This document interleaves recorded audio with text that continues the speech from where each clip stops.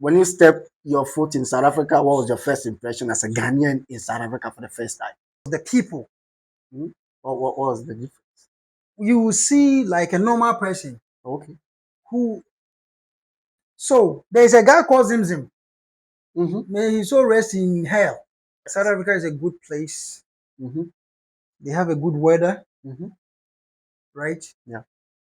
Cost of living is very affordable or cheap. Or standard Okay. of living is cheap. Okay. Two, they have South Africa is very beautiful. Oh. If South Africa, Mm-hmm. the citizens change their mind just 1%, Mm-hmm. man, that would be the Africa best country ever. Whoa. No, because they have everything, all the natural resources. There's no European country, even America, cannot compare themselves to South Africa. And as I said, most of South Africans are lazy. Whoa. Yeah, they are lazy, and the youth they like drugs, and they want to live, This is what they don't want to hear. The last time I was watching a South African podcast, and they were saying our brothers, when they come, they tell us we are lazy. They are lazy indeed. We gave you the room, and No. now you are telling Listen. us we are lazy. You've got the audacity to tell us that we are lazy, while you guys are the modern slaves in our own country. You are modern slaves, you are cheap labor. You fear to go into your own country and fight your country. You see South Africa, the government will never do anything to us as South Africans. Let them try. It's real. There was a time, one incident that made me lose myself.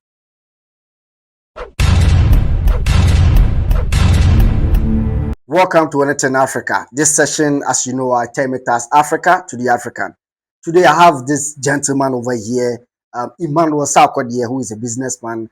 He's a Ghanaian, but has been living in South Africa for some years. And we want to watch South Africa through him, the good and the bad. And maybe there are certain things that we have to know before we move to South Africa. I think he is going to share it with us. Bro, welcome. Thank you. In which particular year did you move from Ghana? 2015. 2015. Yeah, 2015. Yeah. That's a long time ago. Yeah, that is like 10 years now. But you were living in Ghana by then. Yeah. But why did you decide to leave Ghana for South Africa? Well, I started my career as a barber. Okay.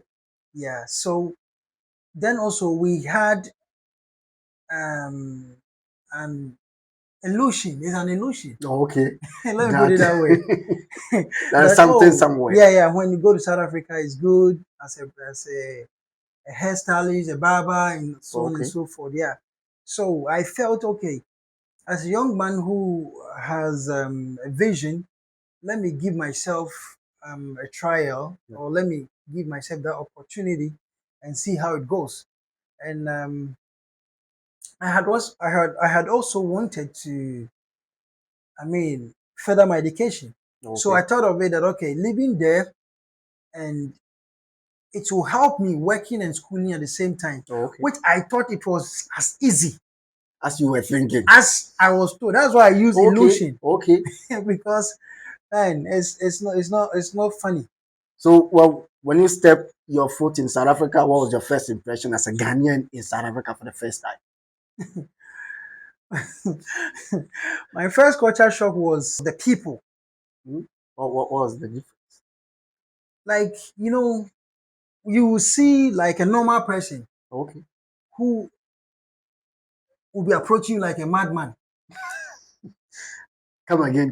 You see a normal person. You see a normal person, a normal youth, handsome person. Okay. And he's so dirty and had made himself like appearances very bad, like a madman. Whoa. Yeah, because of drugs, because of alcohol, because of a lot of stuff. Yeah. So were you disappointed by then? Oh yeah. I was scared, not disappointed. You were scared? Yeah. Did you have any intention of coming back to Ghana since your first impression wasn't favorable? Actually, we left home to feed home. Yeah. So I just have to adjust. Sure. And comply with the guidance I got from people around. Oh, okay. We don't need to be moving a particular point of a particular time. Okay. You don't have to be moving from this point to this point Okay. at this time and that time. Yeah. You have to do, Sure. so I have to find a way to comply. Okay. And, then, Ghana is a free country. It's just recent days you may hear some few crime stuff. Okay. But South Africa, man, Is it no? the things I used to hear before, when I got there, before I thought people were just exaggerating. But you'll be seeing it happening live. Jeez.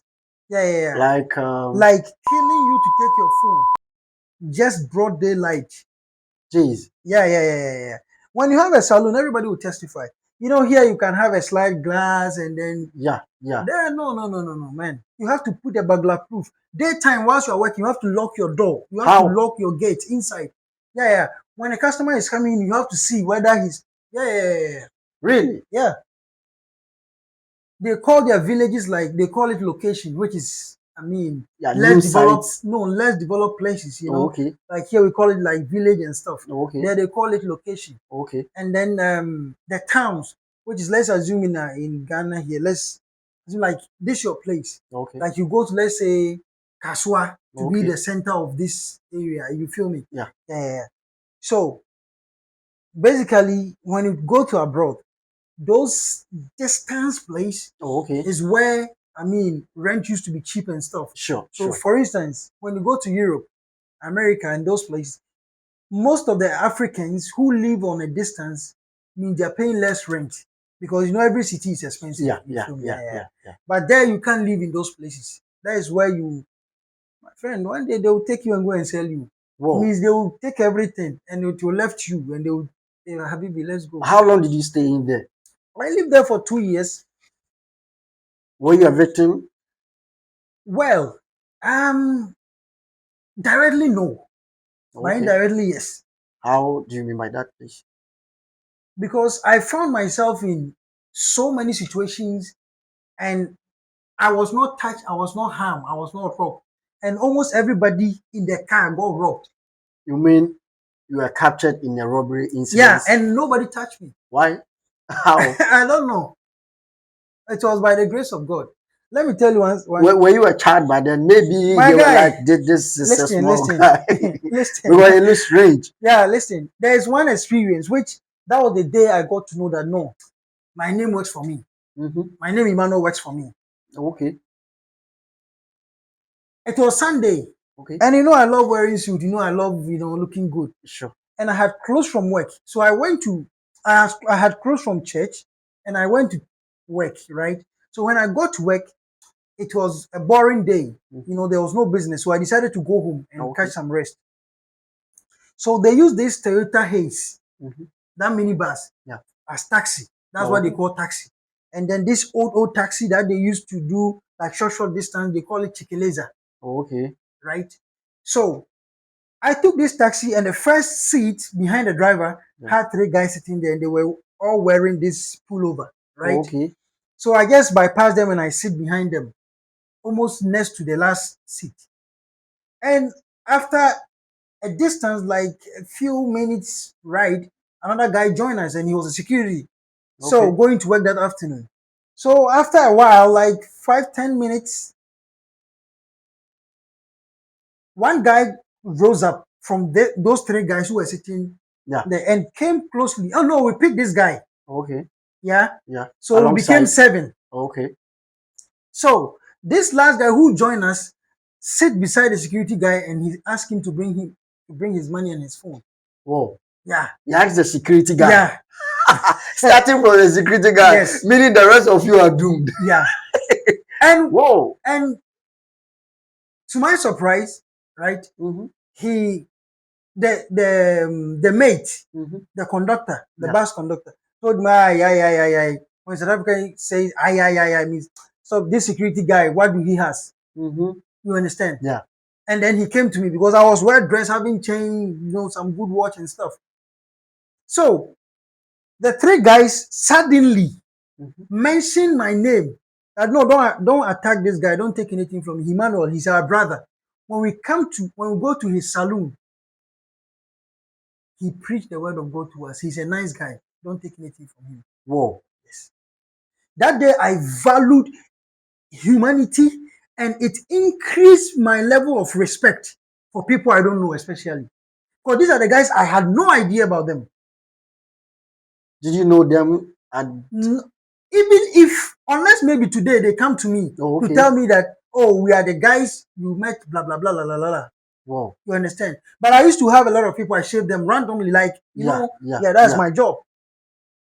So the guy who came to me got angry, stopped the car, and just left. And they told me, Imano, we are on operation, yeah? Whoa. So, but we are not going to touch you. Mm-hmm. Even if we don't get people, we are going to arrange another car for you to drop you at your house. And they did that. Really? Like, I swear before God. Communication through. Bro, that was the day I felt the importance of treating people right. Whoa. Because these people will come to, you know me, I don't drink, right? Yeah. These people will come to my saloon and they'll take my cup to drink alcohol. Mm-hmm. And I'll be having some good time with them. I'll respect them. You know, I speak to them nice. Yeah. I don't fight them. These people are, they are very rude, very racist.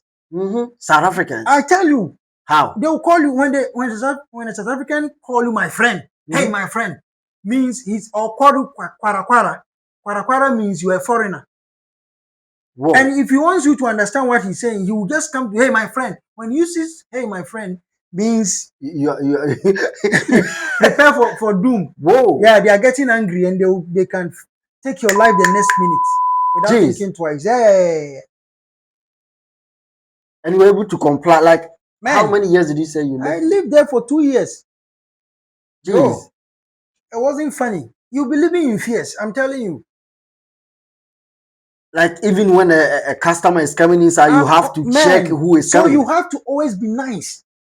Whoa, overly nice for that matter. There was a time my saloon got robbed. Mm-hmm. And we went to the police and they told us, well, these boys, that's what they also do to survive.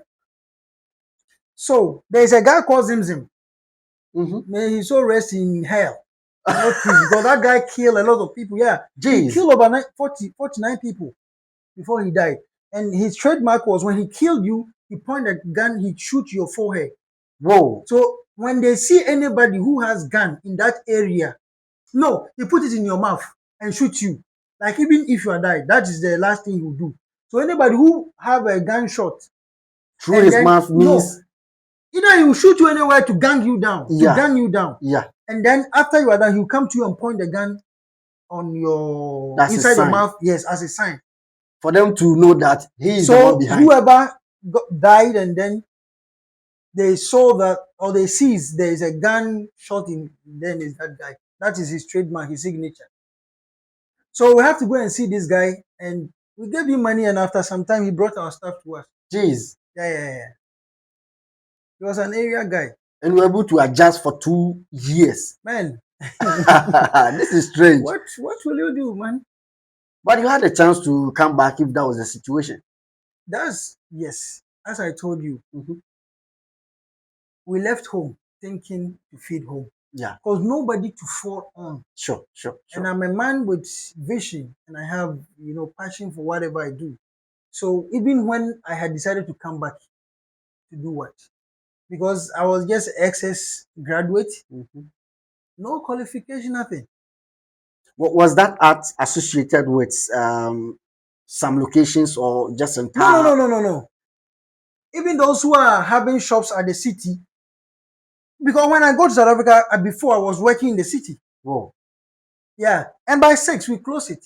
6. I'm telling you, when the sun begins to go off, my friend, don't risk it. Don't risk it. So it was like everywhere was unsafe. Yeah, South Africa is unsafe. So aside the bad stuff, what do you think is best about South Africa? South Africa is a good place. Mm-hmm. They have a good weather. Mm-hmm. Right? Yeah. Cost of living is very affordable or cheap. Or standard of living is cheap. Okay. 2, they have South Africa is very beautiful. Oh. To me, some places that I've traveled to many places. Yeah. I can confidently say that there are some places before, I don't know now, it's beautiful than UK. Whoa. Yeah, fantastic roads. Meaning they have a beautiful roads, like Listen beautiful country where the to people. me. If South Africa, Mhm, the citizens change their mind just 1%, mhm. man, that would be the Africa best country ever. Whoa. No, because they have everything, all the natural resources. There's no European country, even America, cannot compare themselves to South Africa. So you were living there. Did you ever thought of why the people were behaving in such manner? I even pray for the country because I had loved to live there. Mhm. Oh yeah. If not crime rate, bro, South Africa is just incredible place. Apart from crime rate, man. Why do you think the people engage themselves in such? First,